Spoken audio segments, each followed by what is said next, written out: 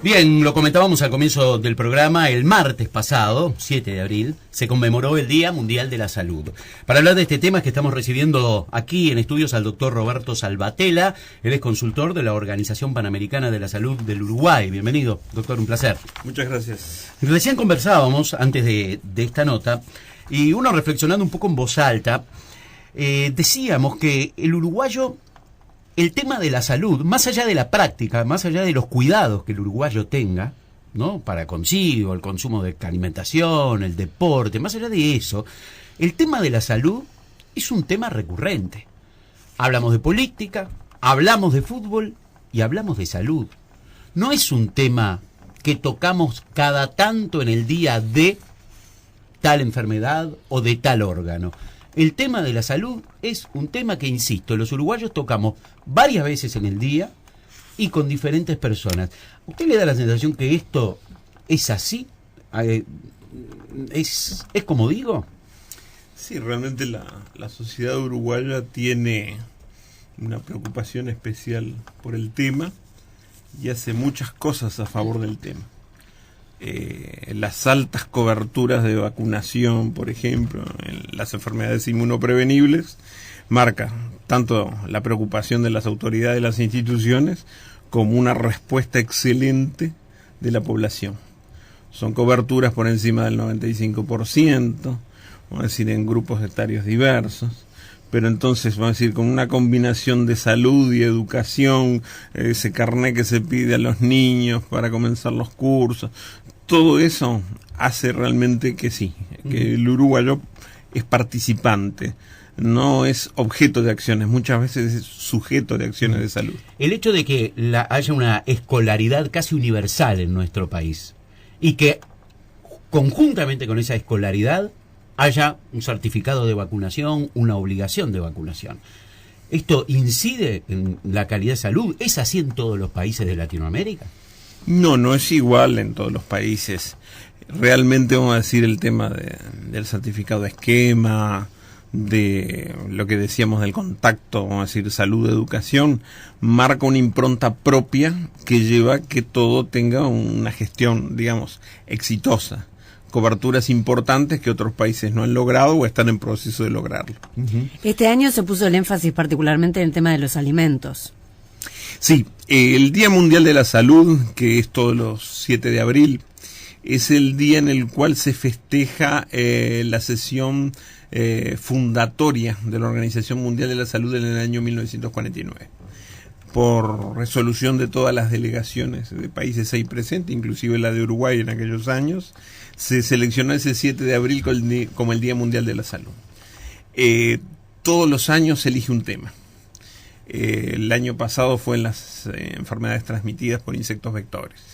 Este le tocó a la inocuidad de alimentos.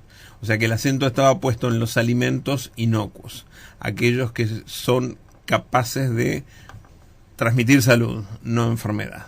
¿Qué es la salud? Y la salud, vamos a decir, es la definición creo que más completa que todos conocemos y más sintética y abarcativa, es aquella que es el completo grado de bienestar físico, psíquico y social, que realmente, vamos a decir, apunta a que el bienestar tenga muchas dimensiones y podamos analizar, vamos a decir, ese bienestar desde todas las perspectivas. O el silencio del cuerpo, podríamos decir, ¿no? Porque uno se da cuenta sí, que del cuerpo de lo que es la mente. Salud cuando le falta, ¿no? Del cuerpo, de la mente, ¿no? Y del ambiente. Perfecto. Y del ambiente. Perfecto. Por acá tenemos una información con respecto a esto de los alimentos que le consultaba, que dice: cada año alrededor de 1 de cada 4 personas en las Américas sufre un episodio de una enfermedad transmitida por los alimentos. ¿Esto es así? ¿Cómo sucede esto en nuestro país? Lo que pasa es que, vamos a decir, nosotros tenemos diferentes realidades. Los números que usted citó son el promedio. Uruguay es un país con una inocuidad en alimentos muy importante. Es un país productor de alimentos. Vamos a decir, se estima que somos 3 millones y se producen alimentos para 30 millones. Entonces realmente, vamos a decir, en nuestro país el tema de inocuidad puede tener puntos débiles y cuestiones a mejorar y abordar, pero realmente, vamos a decir, es un lugar en el cual, vamos a decir, el propio turismo se ve favorecido por poder consumir alimentos sin mayores problemáticas, ¿no? ¿Cuál diría, a juicio personal o a juicio de la Organización Panamericana de la Salud, que es el futuro de la salud? ¿Cómo lo ve? ¿No? Porque uno por ahí va a ver un diario y se entera que en una epidemia en tal lado, el ébola en este caso, ¿no? Durante el año 2014, y parece ser como que en algunos momentos que es una batalla perdida, ¿no? En otros parece ser que se ha logrado vencer de repente a muchas enfermedades que, como por ejemplo el SIDA, el cáncer, ¿no? En algún momento. ¿Cómo se imagina la Organización Panamericana de la Salud el futuro justamente de la salud? Bueno, tanto Organización Mundial como Organización Panamericana de la Salud registran en sus estadísticas anuales, vamos a decir, sensibles mejoras del estado de salud. Pero, por supuesto, estamos hablando de situaciones promedio. Situaciones promedio que tienen excepciones, como la que usted señalaba del brote en África Occidental de ébola. Aunque le parezca mentira, ahí hay un problema de inocuidad de alimentos. El tema que nos implica. Ahí arranca. Sí, porque es el contacto para consumo con carne de cacería, con animales que de forma silvestre en la selva se transmiten entre sí el virus ébola. Entonces, el consumo de carne de murciélago infectado por el virus fue el desencadenante de todo esto. Entonces, de alguna manera, como hablamos hoy, las múltiples dimensiones del tema salud, países con un sistema de atención de salud débil, con situaciones de migración de población muy importantes, con un deterioro ambiental, con corte de la selva, poblamiento de áreas silvestres, y todo eso dio una circunstancia en la cual se da una epidemia de una virosis emergente. Entonces, hay claros y oscuros en esta historia. Pero realmente el promedio de vida obviamente es muchísimo más alto, cada vez más alto. ¿Podemos decir entonces que los veterinarios juegan un papel fundamental en la salud de los hombres, de la humanidad? La salud es parte del trabajo de un equipo, vamos a decir. Y por supuesto que los veterinarios y la rama de la salud pública veterinaria es sumamente importante, y citamos tanto el tema de la inocuidad de los alimentos, que tienen un gran protagonismo, como también en lo que es la zoonosis, las enfermedades comunes al hombre y a los animales, pero son muchas más las profesiones. Vamos a decir, podemos hablar de los que son del equipo de atención médica, vamos a decir, con médico, nurse, dietista, todo lo que se nos ocurra, pero también vamos a decir gente que trabaja extramuros en salud, como oficiales de higiene ambiental, ingenieros sanitarios, o sea... Basurero, por ejemplo. Por supuesto, porque la correcta disposición de los residuos sólidos es uno de los elementos que hace a la salud de una comunidad. Efectivamente, son trabajadores de la salud. Perfecto, me imagino también la gente de la educación, maestros, profesores. Sin duda, vamos a decir, hacemos un bloque en una sigla que se llama IEC, Información, Educación y Comunicación. Y ustedes los comunicadores también son parte del juego. Ahí hay dos definiciones, vamos a decir, el que es personal de salud y el que es recurso humano de salud. Entonces son como círculos concéntricos, uno más amplio que el otro, donde se van sumando personas que hacen el equilibrio de la salud.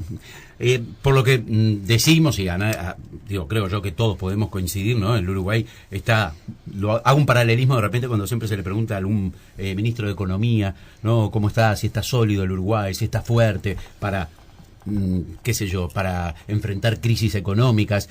¿Cuáles serían los puntos débiles del Uruguay, ¿no? En materia de salud, a donde de repente se podría todavía hacer un poco más, siempre y cuando que estamos hablando de un país, podríamos decir, seguro en materia de salud?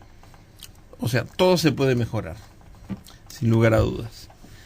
Uruguay ha tenido cambios muy positivos, un sistema nacional de salud, una accesibilidad aumentada a la atención médica, la integralidad de acciones en lo que es preventivo y de promoción de salud.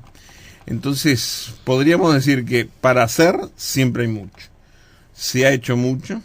Es un país que ha tenido, vamos a decir, su transición epidemiológica tempranamente, y que ha marcado hitos muy importantes, vamos a decir, en rubros que, si hoy justo estamos hablando de inocuidad de salud, la leche pasteurizada es una historia tan antigua en el Uruguay como no lo es en los países vecinos nuestros.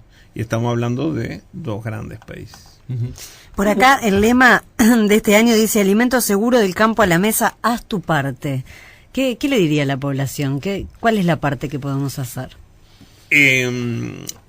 Hay procesos básicos que hacen a la salud en materia de inocuidad de alimentos, y son cosas que podemos hacer cada uno de nosotros en nuestra casa, porque llamativamente el lugar donde ocurren más brotes de enfermedades transmitidas por alimentos es en el hogar, no es en la comida fuera de casa. Entonces, hablamos primero de materias primas de la mayor calidad posible.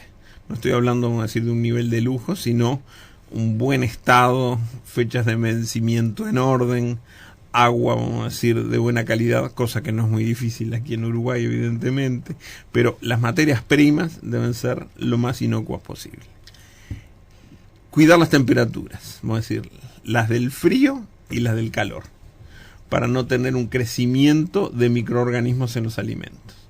Por ejemplo, vamos a decir, si yo he cocido un determinado plato horneándolo, y para la familia que va a venir dentro de 6-7 horas lo dejo en el horno, eso es incorrecto.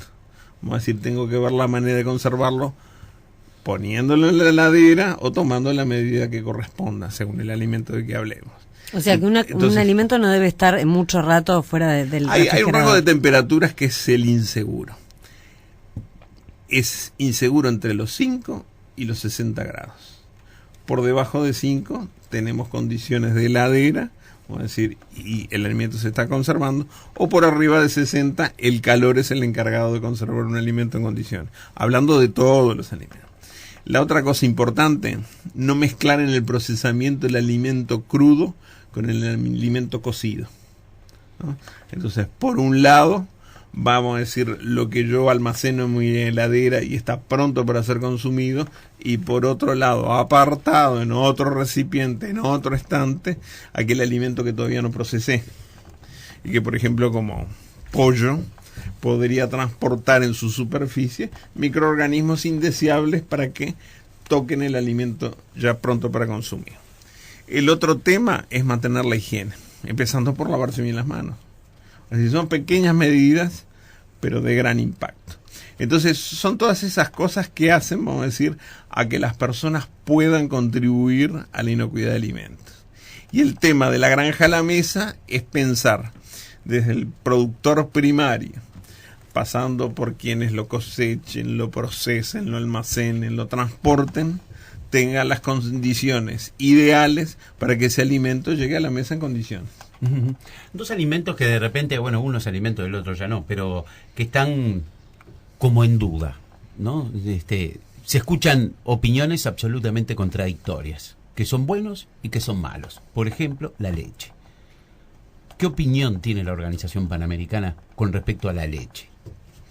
La leche es un alimento importante, vamos a decir, desde todo punto de vista.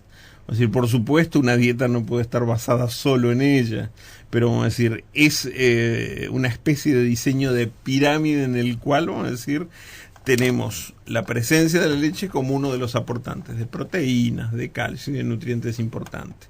Y ni que hablar la importancia, ahí pasamos a otro rubro, de la lactancia materna en el caso de los niños, claro, ¿no? Pequeños. El tema del agua hoy por hoy está como allí, en primera plana, ¿no? Inclusive ya ha saltado, ¿no? Desde lo típicamente o exclusivamente ministerial a la política prácticamente. Mucha gente dice, yo prefiero hervir el agua, yo compro agua envasada, yo me compré un filtro. ¿El agua es potable hoy? Ayer conversábamos con el presidente con respecto a, de la Organización de Enfermedades Renales con respecto al Día del Riñón. Y él nos decía que el agua de canilla es potable. ¿Es un agua saludable la que podemos tomar de la canilla? El agua es un agua de calidad, es un agua potable. Vamos a decir, si se quiere, vamos a decir, todo este debate va a ser positivo, va a mejorar las condiciones, realmente aporta, construye, y muestra un poco lo que hablamos al inicio, es decir, ¿le importa la salud de los uruguayos? Sí, les importa, porque realmente, vamos a decir, es un agua que si uno lo pone en paralelismo al agua potable de otros países, que muchas veces ni siquiera tiene la regularidad de salir por la canilla durante todo el día, o es agua entubada y no potable, o sea, es un agua de calidad. Que la inquietud social ponga los temas sobre la mesa y que de esto surja una mejora, mejores criterios y tomar nuevas medidas, es una cosa importantísima. Desde el punto de vista de género o etario, ¿no? ¿Cuáles serían, estoy hablando de si ancianos, adultos mayores, adultos, adolescentes, niños, cuáles serían las franjas más desprotegidas de repente en materia de salud? Bueno, eso ya pertenece a otro tipo de temáticas en las cuales para cada franja etaria va a haber temas en los cuales abordar. Porque generalmente se dice que bueno, que los adultos mayores desde el punto de vista político no son rentables, ¿verdad? Desde el punto de vista de las políticas de salud, ¿no? Y estoy hablando concretamente del sistema político, ¿verdad? Por eso le preguntaba más acerca de este tema. Muy bien. Doctor, Roberto, una última cosa. Hace un tiempo leí un artículo que decía, en algún momento sobre la alimentación, decía, aquello que no era considerado alimento hace 100 años, no lo consumas. ¿Está de acuerdo con esa premisa? Y habrá casos en los cuales sea realidad y habrá casos en los que no. Es decir, también existen adelantos tecnológicos que han generado alimentos de vital importancia para la sociedad humana a nivel global, yo qué sé, la soja y la importancia que tiene para mantener, vamos a decir, enormes porcentajes de la población mundial, hace 100 años no lo teníamos. Y sin embargo, vamos a decir, en ese momento, vamos a decir, cuando se hacían las proyecciones de población y producción de alimentos y todo eso, sin esos recursos, hubiera sido realmente un efecto catastrófico. Entonces, la afirmación tiene cosas verdaderas y cosas falsas. Bien. Doctor Salvatella, muchísimas gracias por estar con nosotros. Gracias a ustedes. Un placer.